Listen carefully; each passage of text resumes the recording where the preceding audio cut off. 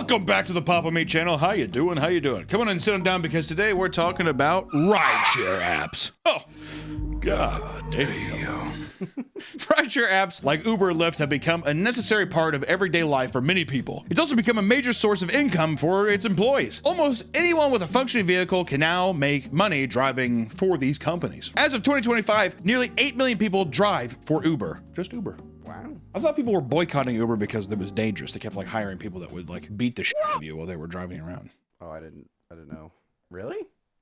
That's what I thought. That's why people were like, I use Lyft now. And I was like, well, goddamn, dude, I don't want some like Russian dude beating the hell out of me while I'm driving around in LA. And as more and more people flock to these services, it's only natural that there will also be an increase in bizarre and shocking incidents that happen in them, right? Even just throughout 2019 to 2020, there were recorded 20 fatalities due to physical assaults, with most victims being passengers. You think it would be the opposite? Well, that's what I was saying. I was thinking it would be drivers, but There was that one video of the Indian. I'm pretty sure it's Uber, but he's like, the girl's filming him, and he's just like, in India, I would you. what? You must have been kidnapped by me. You've been kidnapped by you? Of course. Because there is no option to get you, right? And she's like, good thing it's not. We're not in India. Yeah, imagine getting dropped off to your coffee date with your buddies after that happened. Fuck's sakes, dude. And as it turns out, there are a lot of crazy drivers as well as passengers using these rideshare apps. There are countless examples like the infamous 2016 "Get Out of My Car" video that went viral years back. Even Psychic Pebbles did a nice animation of it that was beautiful. Can you get her out of my car, please?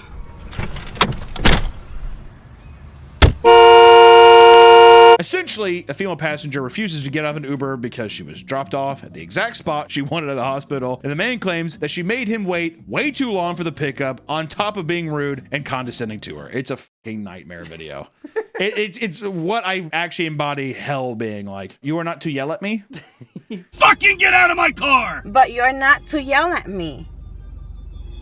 And it got me thinking, just how absurd can these stories get? And what we found ranges from ridiculously stupid to absolutely horrific. We're gonna ease into it a bit here with something particularly stupid: the drunk farting Uber passenger. In 2019, a 35-year-old man from the UK named James Mallet was riding in an Uber on the way to a nightclub. And at one point, he started farting. The driver, Alexander Bochev, had gotten fed up with the smell and the disrespect. He told James and his three friends to get out of the car. James, intoxicated, angered by this demand, started threatening to fight him, and he eventually struck him in the head, which led to a full-on fight between the two that ended in Bochev breaking a finger. Another passenger broke up the fight, and James later admitted to the police that he physically assaulted the man. In the end, he was given 120 hours of community service, a $650 fine, and 6 months in prison. Whoa. Man, that was that's more than a slap on the wrist there, dude. Sadly, the driver was unable to work his job after breaking his finger, and in the end, he quit his job with Uber and eventually lost both his car and his house. Now homeless, he was forced to return to his home in Bulgaria. Jeez. This is how we start light? Jesus! Justice for my man! Is there nothing we can do? God damn! Honestly, getting out of the UK, that's a positive at least. Hold on. You could still drive a car with a broken finger. Well, what I'm thinking is this: did Uber kick him off because he participated in the fight? Which you would say is self-defense. The guy struck him in the head. I want answers, Uber. I want answers. Get out of here, you stink. Yeah, you get out of UK. Get out of the UK. We don't want you anymore. But let's shift gears. There's a car. From down south and go up north. What I mean by that is, let's talk about the Uber driver that assaulted a man for burping. This is something, we had a similar thing in LA. Remember the Uber driver would get... We unfortunately went to VidCon one year and we were staying in LA, but we took an Uber up to Anaheim. The entire drive, which that was a long drive. He just gets there. Which at first I thought, isn't that a sign of a heart attack too? It's some sign of like, maybe not a stroke, but there's something to where, I mean, it was every 3 seconds, 4 seconds. It kept clearing his throat like, I wish I could force burps. Whatever, the whole time. Wasn't he like falling asleep too? It was a really kind of shitty car, and we were in the back like, please don't kill us. That was also one of the guys too, or no. I'm thinking of Austin. When that guy stopped in the middle of the highway. Me and Nick were in Austin, and this guy, this Uber driver, stopped in the middle of the highway so he didn't miss his exit, and cars were like zooming past, and we were like, you can't stop here! You can't stop! And he's like, hey, yeah, see. Whatever, it was Anyways, what are we talking? The burping guy. This happened in 2012 when a man from Arlington named Seth Bender got into an Uber. According to the lawsuit, quote, shortly after entering the vehicle, Mr. Bender burped, and after excusing himself, the driver became irate and started ranting and yelling that he hates Americans and homosexuals and a number of other derogatory comments. One burp just sets off the motherfuckers. The gays! The goddamn gays! Fuck! The guy's like, it'd be funny if he had like a Sprite 2 in his hand. He was afraid to drink the Sprite after that. Do you still take the Uber ride after that? You have to. Well, this is middle of the drive. Oh, I thought it was like right as he went in. Listen, dude, I've had a lot of extremely offensive like old dudes in LA, when you pick them up, they're just like, yep, got the big man back in the office. So maybe we can get some of these its and theys and whatever out of this goddamn city. And you're just like... You're like on the way to like a fucking like coffee shop or bakery or whatever, and I'm like, I just wanted a scone, man. I'm not trying to get, it's too early to be fucking ranting and raving about this. If anything, I just do, oh yeah. Yeah. I feel you, man. But things only escalated from there. Bender was kicked out of the car, but the driver, Hamzu Abu Sharia, followed him. He spat at him and slapped him. The lawsuit that would later take place aimed to sue Uber as well as the driver for a combined $750,000 in damages, on top of extreme embarrassment and humiliation, fright, and emotional distress. The driver was eventually fired, and the results of the case are unknown. I'm gonna go on a fucking limb because I've been pinned between vehicles in my wreck. And let me tell you, he ain't getting $750,000 for that, all right? For spit and a fucking slap to the back of the neck, no. If that guy got $750,000 and my boy Bongchev didn't get a fucking place to stay in the UK again, I'd be pissed. That'd be, you know, and there's many cases where Uber drivers have to share a car with stranger, dangerous people. And this can lead to, obviously, life-threatening situations. And take, for example, the psychotic passenger who suddenly grabs the wheel of his driver's car to force the vehicle to crash into a truck. In many cases, the assailant gets away, leaving drivers confused at what had just took place, right? And in most cases, Uber drivers set up dash cams to record any wrongdoing during a drive. It's the only way attackers get what's coming to them. Like the Taco Bell executive that beat down an Uber driver. Yeah. This is a classic. Yeah. A video was released by an Uber driver named Edward Caban in 2015 where a drunk passenger was viciously attacking him from the back of a car. Benjamin Golden had been trying to give the driver directions, but was way too drunk to do it properly. And after driving in circles for a while, he ultimately parks the car and tells him he's too drunk and he's got to get out. Golden starts getting angry, and just before he starts to exit the vehicle, he starts slapping and punching Caban in the face. And in the video, you can see him grabbing him by his hair and slamming him into the car door. It's absolutely f***ed. And eventually, the driver pepper sprays him in the face until he starts running away. The police arrested him for assault of public intoxication, where he pleaded guilty and was placed on 3 years of informal probation. It was later discovered that Golden had been working as an executive for Taco Bell for over 7 years, and Taco Bell immediately fired him and encouraged him to seek professional help. Caban filed a $25,000 lawsuit against him to cover his medical expenses. It's weird how many executives, because wasn't there the drive-thru guy? I think it was like drive-thru at Chick-fil-A or something, and he was like, you're horrible for working here. Oh. To the girl. Do you remember what I'm talking about? That was I know you're talking about. That's because he was mad at Chick-fil-A because they were donating to like an anti-gay thing. Something like that, he was harassing an employee. Yeah, some like 16-year-old who was just like, I just work here. I make fried chicken sandwiches. We're always happy to serve every I don't know how you live with yourself and work here. I don't understand it. This is a horrible corporation with horrible values. And what's f***ed up too, the executive guy, he was recording himself. Yeah.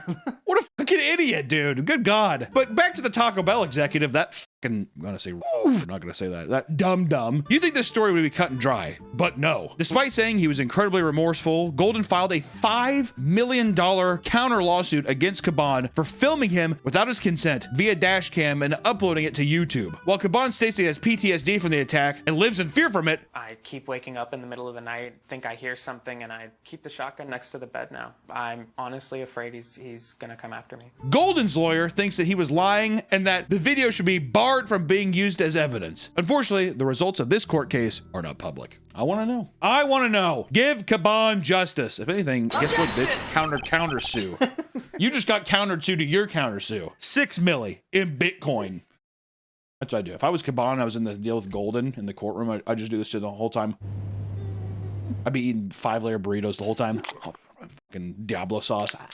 Really loudly into the court mic, open a fucking Baja Blast. Look at him. And when it comes to rideshare lawsuits, we can't continue without talking about one of the most recent court cases. Let's talk about rapper Dank Demos versus Lyft. You know Dank Demos? Oh yeah, this is a huge case. Play one of the songs for half a second. Oh, I don't know her. I just know the case. Earlier this year, rapper Dank Demos put the ride-sharing app Lyft in hot water after posting a now viral video. In it, Demos films a confrontation with her Uber driver where he tells her he can't pick her up, explaining that his tires would not be able to handle the weight.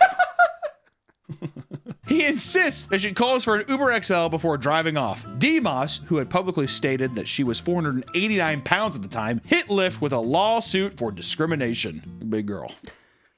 At the same time, though, that's pretty brutal. You can't be like, my tires can't take it. That's some personal vendetta shit, dude. Give her a ride. Like, what the Why do I feel like you sympathize with the driver? Look at you, guy. God. She told reporters on Fox, quote, I just want them to know that it hurt my feelings. She feels that there is a noticeable lack of proper accommodations for bigger people like her. To be fair, you're huge. We can't just make everything that's going to fit your size. But at the same time, if you crawl your ass into the, I'm going to say big ass. I'm not going to go that far. It's rude. If you crawled into the, I'm not going to say crawl either. If you got in the back of a Toyota Camry, motherfucker can give you a ride. A Toyota Camry, a 2-ton vehicle, can handle 489 pounds. That's all I got to say, all right? My fat ass has been in many times. Yeah, I mean, to be fair, yeah, if you could fit 5, 200 to 300 pounds. Yeah, people, I mean, it's ridiculous. Yeah. It's ridiculous. If anything, the guy was, it was discrimination at its most. He looked at her and he was like, I don't want her in my car. Literally, is what happened. And it sucks, but that's just, it is what it is. His excuse, though, like, my tires. Fuck off, dude. Such a stupid excuse. Lyft responded by saying they condemn all forms of discrimination, but are unable to do more as things are caught up in litigation. The case is still underway, but recently Dank Demos had taken her newly found fame to start up in OnlyFans. It is rumored that she is on track to being a millionaire based on her adult content alone. This may have inspired her most recent business venture, where she is starting to produce a line of adult sex toys inspired by her fupa, which is the fatty upper pubic area. I think she lost her court case, actually. If she lost it, guess what, dude? If this whole thing trickled in her becoming a millionaire because of a thing like that, more power to you. Sometimes passengers get into an Uber expecting a safe ride, but end up becoming forced to witness a crime. Let's talk about the Uber high-speed chase of 2024. 34-year-old Jose Emmanuel, Romero Fat? Romero Fat? Romero Fat. What if it's Romero Fat? I cannot say Romero Fat. Had prior history with arrest for not having a valid license, being arrested a total of 3 times. And just after getting off probation, he decided to drive for Uber. He had picked up 2 passengers, and during the ride, a police officer tried to pull him over at a traffic stop after seeing that he had modified exhaust system. Jose, in response, decided to peel out and begin a high-speed chase. That would suck to be a fucking passenger in that. I cannot go back to prison, Holmes. Cut! Cut it out! He reached up to 120...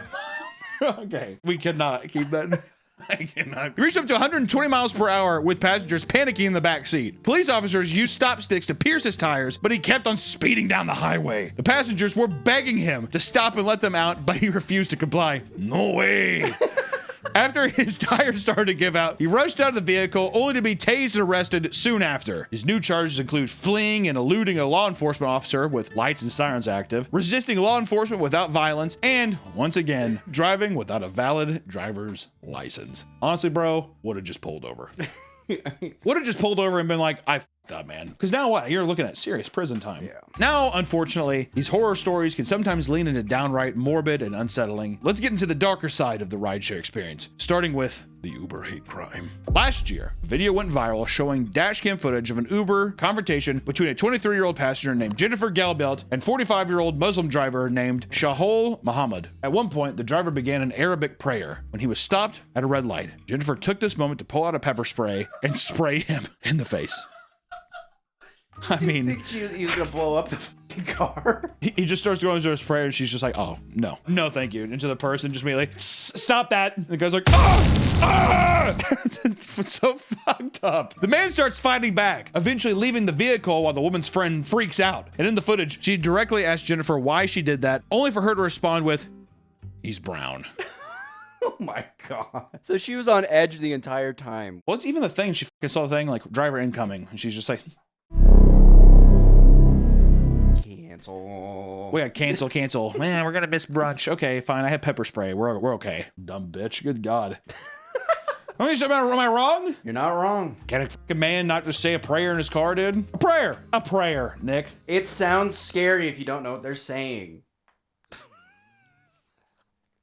He attacked me. God.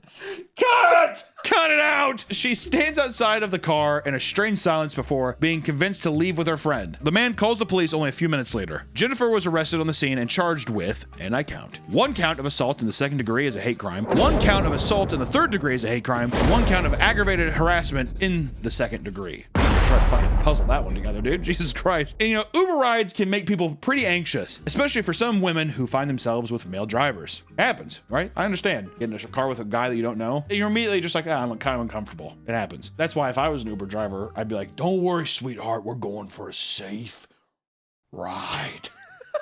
I have like snake contacts in. Don't worry, you're in good hands. However, sometimes rash split-second decisions can lead to horrific tragedies. Just like Phoebe D. Kappas, a 40-year-old woman, was taking an Uber to meet her boyfriend at the El Paso casino he worked at. During the ride, she saw that a sign reading Juarez, Mexico. Unfamiliar with where she was at the moment, she convinced herself that her driver, 52-year-old Daniel Pedra, aimed to kidnap her and take her to Mexico against her will. Bit of a jump. Bit of a jump. She's like, I don't know where I'm at. You're gonna kill me and take me somewhere else. He's probably just like listening to like fucking like music too, and he's just like, you know what I mean? Just like normal shit. Yeah. She could even see like the casino in the distance. She's just like, She probably dozed off for a split second and then saw that. Where am I? Mexico. Or one time, it's kind of fucked up. Not to go on too much of a tangent. One time, my Uber driver was like, "Are you comfortable with me getting gas?" And I was like, "No." Why weren't you comfortable? I think it was more so me being like a greedy piece of shit of like, I don't want to take the time. Like I'm kind of, I want to get to the place. And the guy, it was like really tense after that. He's like, okay, well, I hope I don't run out of gas. I was like, I'm sure it'll be fine. Which to be fair, fill up your fucking like, why do I have to get gas with you, dude? You know what? Actually, I'm defending myself on that one. Anybody who says that I'm in the wrong there. Which here, let's go back to it. Without questioning him, she immediately pulled out her heavy revolver and shot the man multiple times from behind. The car swerved off the road and slammed into a highway barrier. Crazy. Insane! Page's head was bleeding heavily, and Kopis used this moment to take a picture and send it to her boyfriend. When he drove over to the scene, police had just arrived. Kopis was charged with aggravated assault, and the investigation did not prove that there was a reasonable suspicion of kidnapping. The route that was used for the Uber drive was nothing out of the ordinary. It was nowhere near any sort of entry to Mexico. Pages was taken to the hospital, but he was eventually taken off life support 2 days later. This upgraded Kopis' charge to murder with a bond set to $1.5 million, which later reduced to $500,000. She now faces life in prison if convicted of murder, and the case seems to be still ongoing. Here's a news flash. Put her behind bars! Forever! What fucking psychopath? Also, she's just like, let me bring out my fucking Yosemite Sam revolver and shoot this guy 6 times in the back while he's driving. Imbecile. Like, racist imbecile. Like, so those are the people too where I'm like, now here's your punishment. We're going for a drive. Oh, great, I'll get in the back seat. You're driving, and I'm sitting directly behind you. Can you put these fucking dots together? What's crazy is it's just annoying, man. Pull out the Uber app and just be like, where's he taking me? You have a map. You have a map that's like, you can tell if it's not going. If it was something weird where even it was like, but she didn't realize that he was going to his parents' house first. Then I'd be like, well, yeah, you can't deviate from the. But to be en route, you're perfectly on time. Yeah. This is the literal route that he's taking. It's just some old fucking boomer. You know what I mean? Who's just like, where am I? Instead of like being able, they're the people too that when they do their phones are like this. And this wasn't the first time that an Uber ride was involved with the deaths of innocent people. Sometimes the driver's the one holding the gun, like the Michigan Uber driver killing spree. Whoa. Jason Dalton, a 48 dude, these 48-year-olds. Yeah, what? That's when your brain goes to mush, dude. I totally feel it. I'm like a few years away from just being in this comatose state where I'm just gonna be in a grocery store one day and just like look at some person like by the milk section and just be like, pull out your revolver. Yeah, I'm just gonna carry a giant fucking gun with me everywhere. What are you looking at me for? He's trying to poison me with milk! Jason Dalton, a 48-year-old Uber driver from Michigan, went on a killing spree throughout a 5-hour period while working his rideshare job. Jeez. This sounds, when was this? There's that new movie it's not super great, it's not bad. Spree, with one of the dudes from Stranger Things in it. He's great in it. That became like a weird like indie hit too, like underground movie hit. People like that one a lot. Spree, check it out. This was what inspired it. I'm wondering. Starting around 5:45 p.m., he shot a woman in her mid-20s named Tiana Carruthers in front of her children in a parking lot. For the next 4 hours, he performed his normal duties, picking up Uber passengers and driving them to their destinations. And around 10 p.m., he decided to find his next victim at a car dealership. It was there that Richard Smith and his 17-year-old son, Tyler Smith, were shot and killed by Dalton. He immediately began firing more shots at random people in the parking lot at the Cracker Barrel. This shootout took the lives of 4 more people, all between the ages of 60 and 74. And in the process, a 14-year-old was greatly wounded. In the end, 6 people died and 2 were injured. By 12:40 a.m., the police took him into custody and stripped him of the semi-automatic handgun and his tactical jacket. Emily Linmar, whose father and brother died in the killing spree, told the court in tears, and I quote, "Every day since I woke up to half my family being gone has been a living nightmare. Nothing feels right and every day is a constant painful struggle. The same cycle of waking up to chilling reality that half of my family is gone." Tiana, who survived the gunshot, told him in court, "You tried to kill us all. You failed. I'm standing here, right here in your face. How does it make you feel? Look at me. How does it make you feel?" Damn. I know. He refused to look at her or respond. At another hearing, he interrupted a victim to go on a bizarre rant, which he said, "No, they gave bags. These old people. They have these old black bags that are called, well, they're black. They're black bags that people drive around and people look at them. It gets real bad. It's time people look, and that's when they tell the people it's time to get to the temple." What? What the f are you even talking about, dude? It's black bags. Black bags. So he's just insane. He's off his fucking rocker. Something like Yeah. screw loose, just fucking. Or do you think that's a tactic to be like, he's insane, plead insanity? I mean, Does that still work? Do people still do that?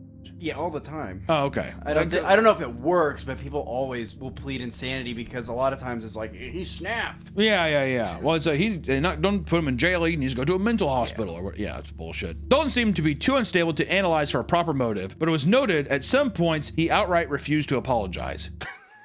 Well, if you apologize, then that assumes, you know. Well, I think that you can, even if you're insane, you can be like, "I'm sorry that I did this thing." That's where the other lawyer goes, "Oh, Exactly. He's a monster. He admits it. He tried to convince investigators that the Uber app took control of him and made him kill those people.